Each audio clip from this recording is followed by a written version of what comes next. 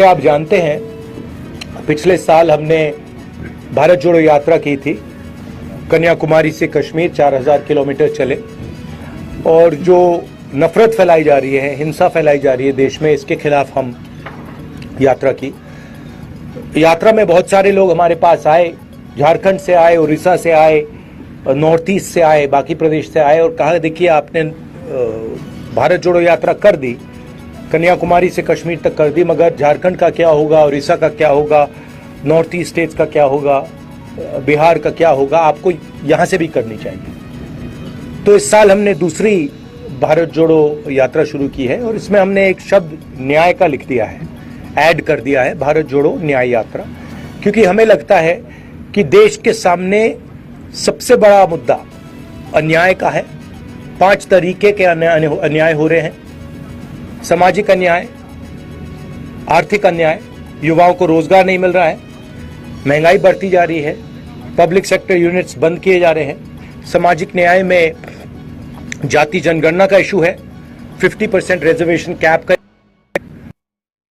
अन्याय, किसानों के खिलाफ अन्याय और श्रमिक जो हमारे मजदूर हैं उनके खिलाफ अन्याय। तो ये 5 अलग अलग तरीके के अन्याय के खिलाफ हम लड़ने निकले हैं और भारत जोड़ो का कॉन्सेप्ट भी इस यात्रा में है। अब आप कुछ सवाल पूछना चाहें जरूर पूछिए। रवि, ओबीसी के मामले में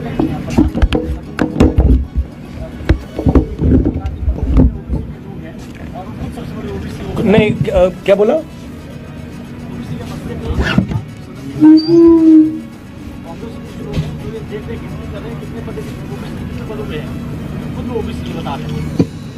कुछ लोग मतलब राहुल गांधी। देखिए, सवाल सबके सामने है। प्रधानमंत्री अपने आप को ओबीसी कहते हैं, फिर बीच में थोड़े कंफ्यूजन में आ गए थे। पहले कहते थे मैं ओबीसी हूं, बीच में कहने लगे कि हिंदुस्तान में सिर्फ 2 जात है, एक अमीर और एक गरीब।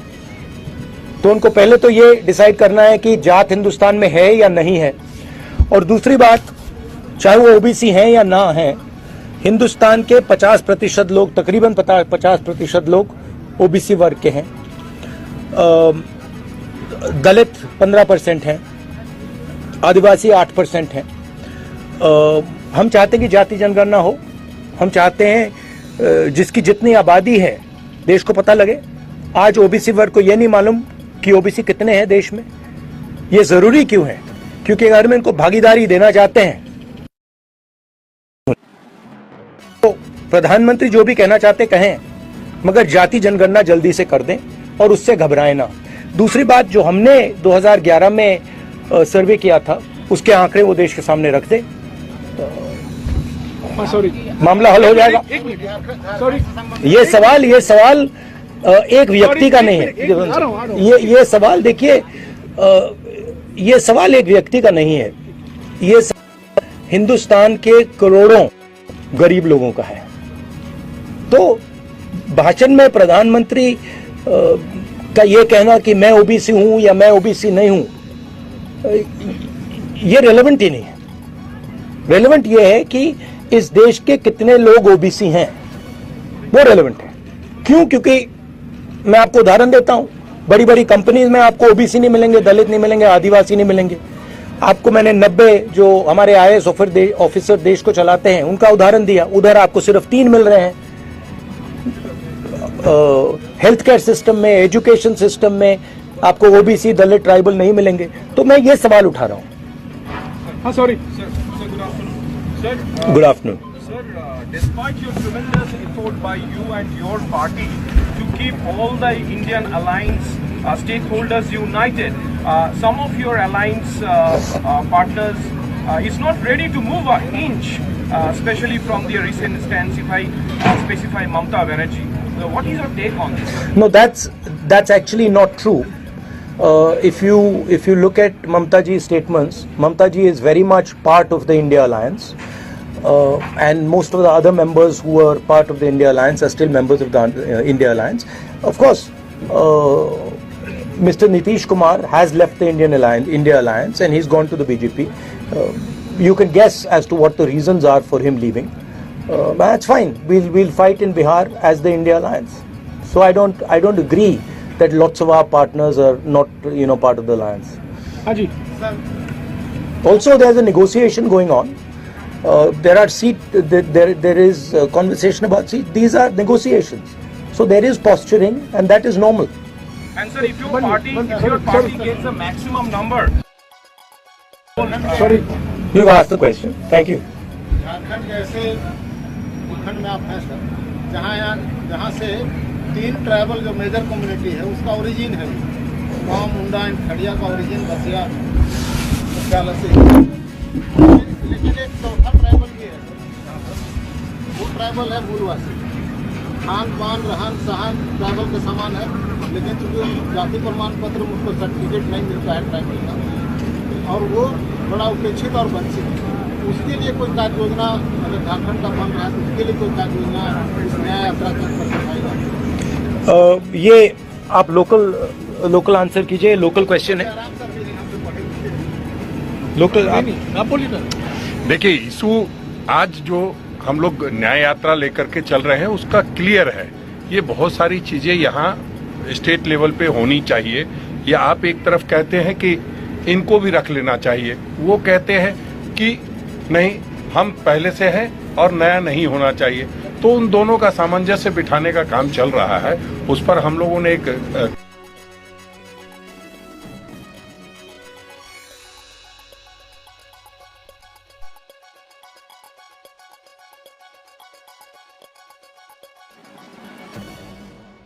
के बाद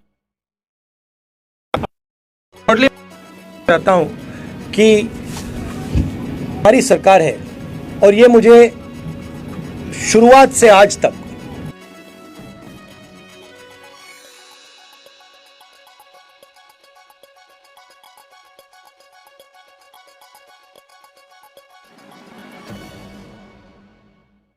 थी और उन्होंने आदिवासियों के साथ जमीन के साथ किया, वो सारे के सारे आदिवासी बोल रहे हैं कि बहुत बड़ा अन्याय किया था उन लोगों ने। थैंक यू भैया। एक मिनट। वो उन्होंने आपका जवाब दे दिया। राहुल जी, आप भारत जोड़ो की बात करते हैं, लोगों को जोड़ने निकले हैं। आपके तेलंगाना के सीएम कहते हैं कि बिहार और झारखंड के लोगों को इमिटेट करते हैं कि ये लेबर के डीएनए से आते हैं, उनका डीएनए में लेबर होना। तो किसी खास वर्ग को खुश करने के लिए किसी खास को नाराज़ करना, और जब भारत एक हो उसमें ओबीसी, एसटी, एससी, माइनॉरिटी करके बात करना, यूनाइट करके बात नहीं करना, लगता है वैसे वाकई में भारत जुड़ेगा, मजबूत होगा? वैसे ही जुड़ेगा, क्योंकि देखिए सवाल न्याय का है। जैसे मैंने पहले बोला, आप मुझे बताइए हिंदुस्तान के टॉप 200 कॉर्पोरेट कंपनी में मुझे बता दीजिए ओबीसी मालिक का नाम बता दीजिए, अभी बता दीजिए। आप अदानी का नाम सुने हैं, टाटा का नाम सुने हैं, बिरला का नाम सुने हैं? मुझे एक नाम बता दो, ओबीसी नाम मुझे एक बता दो। बोलो ना। नहीं बोलो, नहीं आप बोलो पहले। आपके मीडिया हाउसेज हैं, एक दलित या एक आदिवासी मालिक का नाम मुझे बता दो, बोलो। नहीं, सवाल ये नहीं है। सवाल वो उसका भी मैं नहीं सुनिए, बात सुनिए ना। आपने मुझसे सवाल पूछा तो मैं आपको जवाब दे रहा हूं। सवाल जाति जनगणना का सिर्फ नहीं है, सवाल यह है कि इस देश में हिस्सेदारी किसको मिल रही है।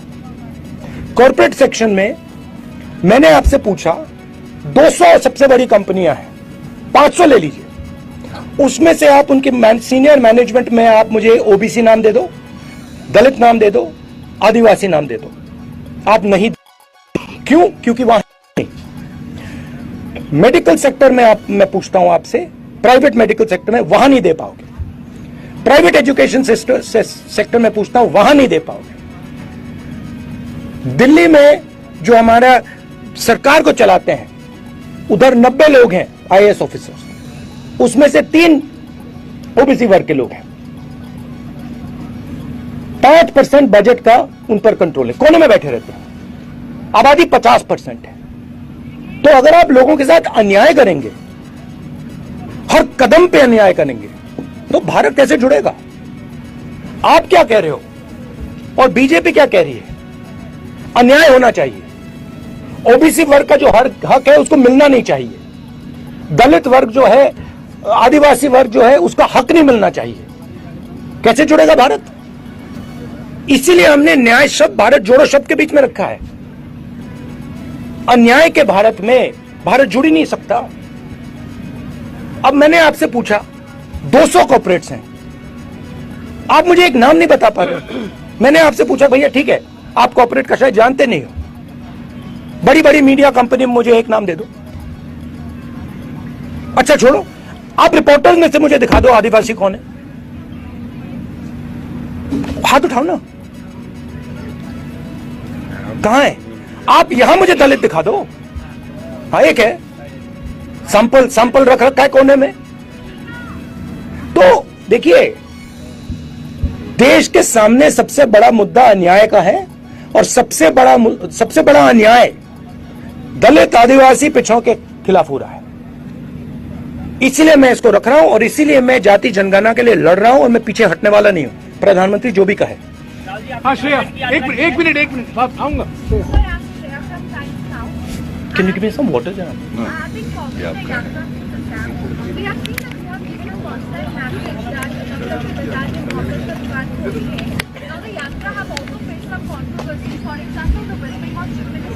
Calling Congress and migratory march. Even today, one of your video on trying to figure out where it's viral.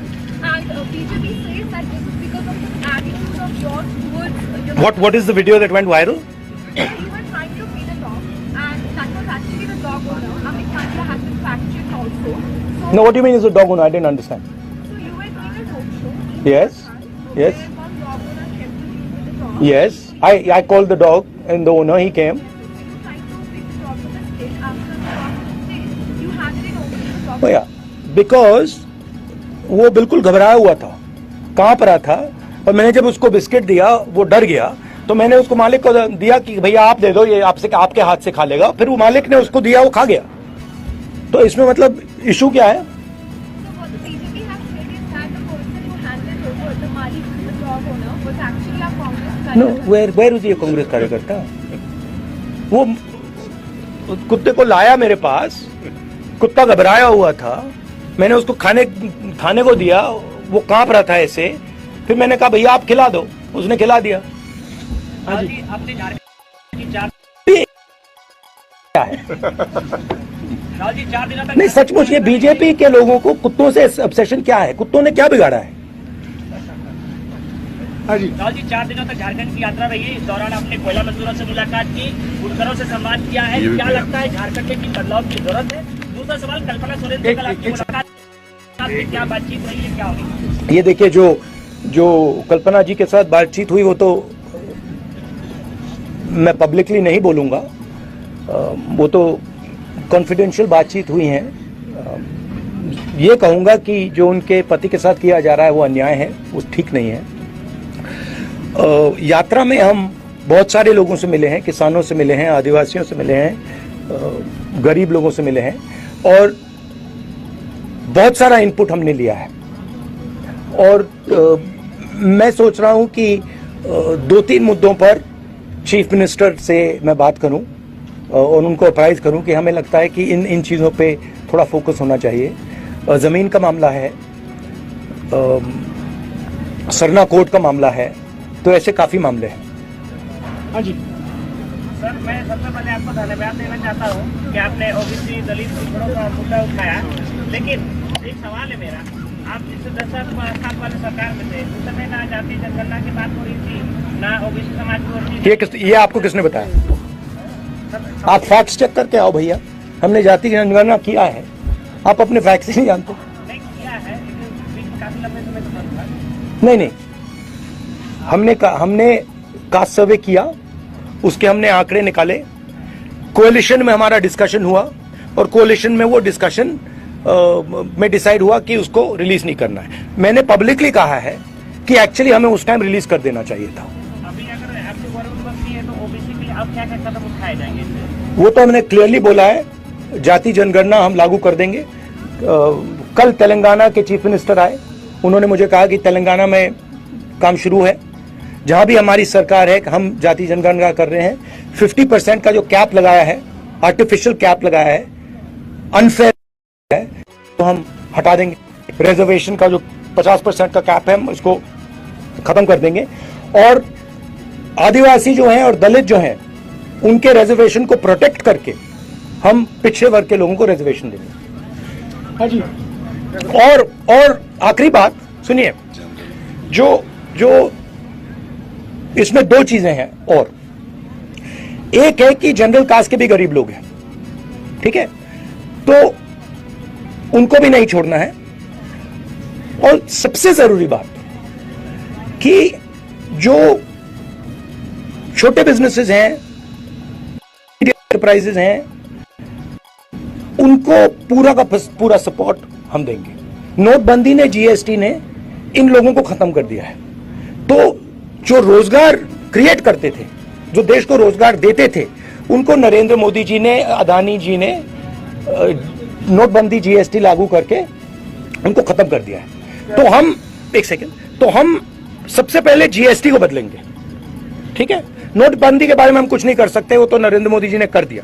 तो जीएसटी को बदलेंगे, उसके बाद हम एक नया फाइनेंशियल प्लान स्मॉल और मीडियम बिजनेसेस के लिए लागू करेंगे, और उसमें हमारा फोकस होगा कि पिछड़े वर्ग के लोग, दलित वर्ग के लोग, आदिवासी वर्ग के लोग, गरीब लोगों को फुल बेनिफिट मिले। हाँ जी, एक मिनट रैलियां हो रही है सर, ईवीएम के विरोध में रैलियां हो रही है, बड़ी बड़ी रैलियां हो रही है सर, उसका नेतृत्व कब तक आप वहाँ पर आप जा नहीं रहे हैं क्या? हमारी, देखिए मैं यात्रा में हूं, हमारी, अगर आप ईवीएम पे पोजीशन समझना चाहते हैं, हमारे पास हमने पब्लिकली डिक्लेयर कर रखी है। जयराम जी आपको उसका एक कागज दे देंगे। हाँ जी, पीछे सर, जब से आप आपने टीम की है यात्रा को, तब से झारखंड में सरकार जो है अस्थिर है, सीएम चेंज हो गए, तो इस परिप्रेक्ष्य को आप किस दिशा में देखते हैं? पूरे देश में ED, CBI, income tax opposition पर आक्रमण कर रही है। इन इंस्टीट्यूशंस का मिसयूज हो रहा है, जबरदस्त तरीके से मिसयूज हो रहा है। ये रियलिटी है आज की पॉलिटिक्स का। कोई प्रॉब्लम नहीं है। उन्होंने यहां कोशिश की, सरकार गिराने की कोशिश की, हमने रोक दिया।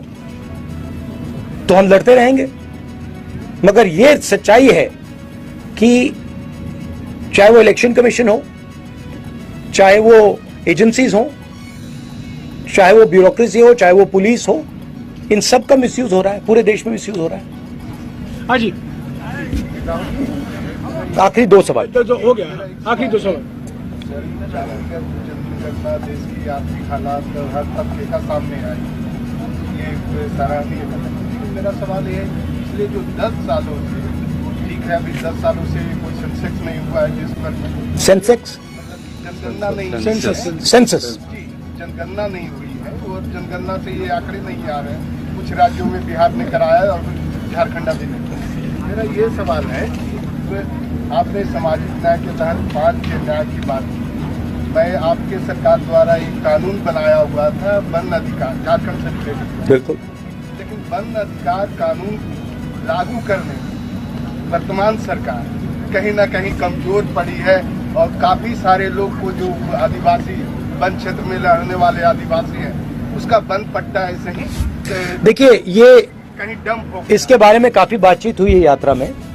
ये कहना कि फॉरेस्ट राइट्स एक्ट को इम्प्लीमेंट नहीं किया जा रहा है, ये गलत है।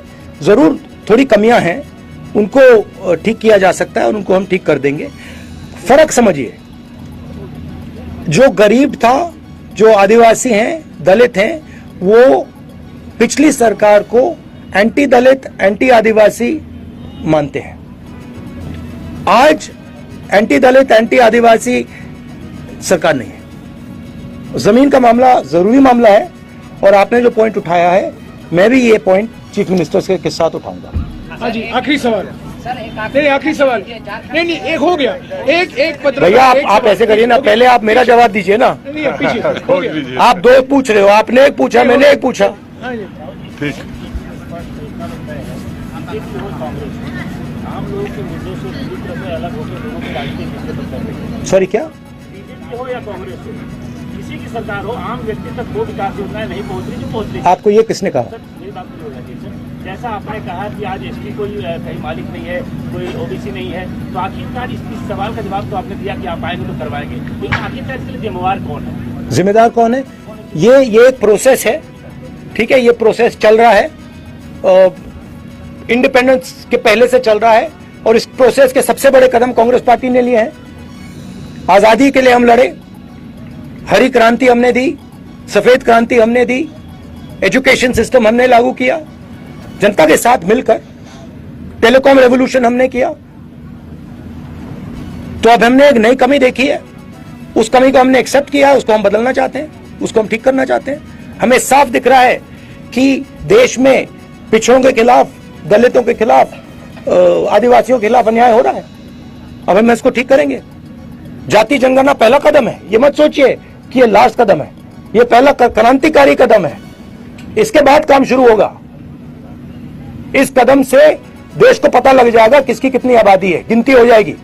जैसे मैंने कहा, देश का एक्सरे हो जाएगा, सबको पता लग जाएगा, ओबीसी को पता लग जाएगा कि भैया मीडिया में तो हमारा कोई आदमी नहीं है, एक भी नहीं है, कॉर्पोरेट में हमारा एक भी आदमी नहीं है, हिंदुस्तान सरकार में हमारा एक आदमी नहीं है, और हमारी आबादी है 50%। तो दूध का दूध, पानी का पानी हो जाएगा।